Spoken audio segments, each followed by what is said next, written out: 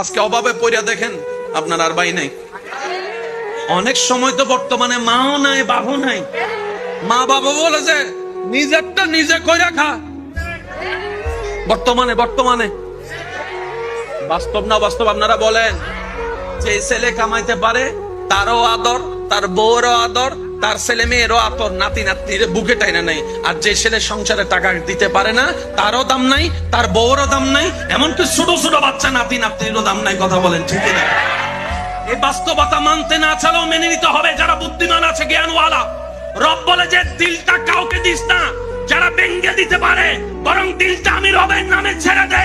আর আমি রব তেমন দয়াবান, পৃথিবীতে বাঙ্গার জিনিসের দাম থাকে না, কিন্তু তোর বাঙ্গার হৃদয়ের দাম তোর মার কাছে না থাকলে, বাবার কাছে না থাকলে, ভালোবাসার মানুষের কাছেও না থাকতে পারে, কিন্তু তোর বাঙ্গার হৃদয়ের দাম আমি রবের কাছে 24টা ঘন্টা আছে। সেজন্য দিলটা সবসময় দিতে হবে কাকে?